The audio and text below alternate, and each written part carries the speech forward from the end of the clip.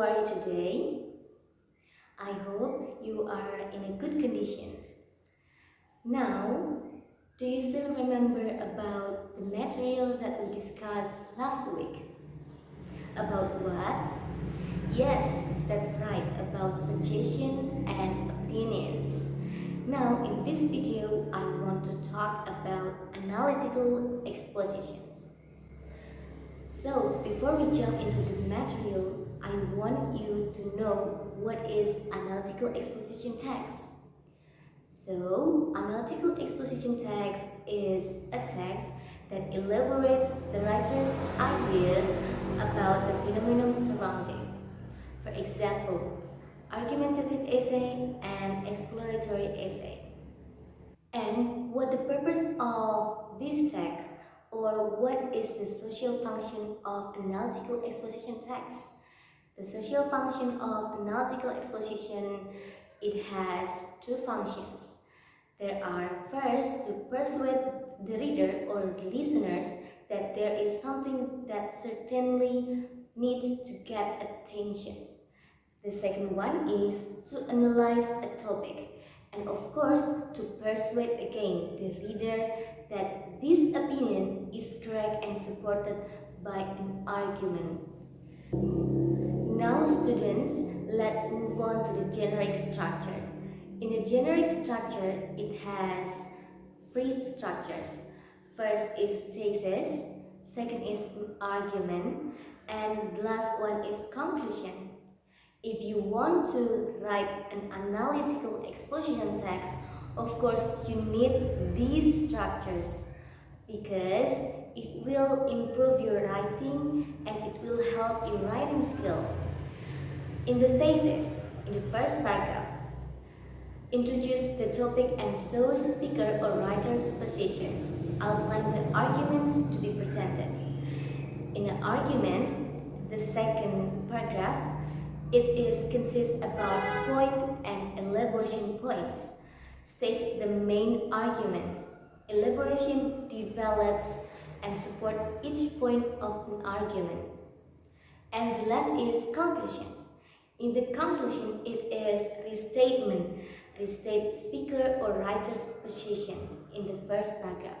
So in the first paragraph, you talk or you write about your position, and in the conclusions, you will restatement that in the first paragraph has. And the last is language features.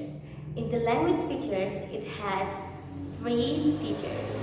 First is focus on general human and non-human participation. Second is use mental process. So what is mental process? It is used to state what the writer or speaker thinks or feels about something. For example, realize, feel, and etc. And third is need material process. It used to state what happens, for example, has polluted, and so many. In the fourth point, it is usually used simple present tense and present perfect tense. I believe that you here still remember about present tense and present perfect tense, right?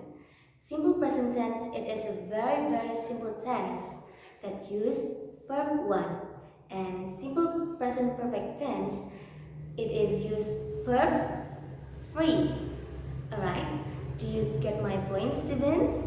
I hope you understand my explanation today. Now let's move on to the number 5. Enumeration is sometimes necessary to show a list of given arguments. For example, firstly, secondly, and lastly. If you want to write an argument, don't forget to put firstly, secondly, and lastly. And of course, you can use another word to point out your arguments.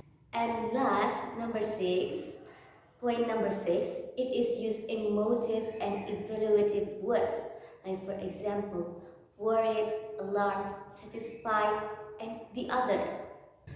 Alright students, as you can see here, it is an example of analytical exposition text. The title is Integrated Past Management. The first paragraph, it is about thesis, second is arguments, and the last one is conclusions. As you can see here in the first paragraph, thesis. Of course, there is introduce the topic and show speaker or writer's position here. Like there is no one best way to deal with past agriculture. And the second one is arguments. In the arguments, there are enumerations like firstly and lastly. And the last one is about conclusions. In the conclusion, we can read statement about the first paragraph that tell about a writer's position. You can read statement again in the conclusions. Alright students, I think it is enough for today. So I hope you enjoyed my explanation today. And don't forget to study at home. Bye bye, see you on my next video. Wassalamualaikum warahmatullahi wabarakatuh.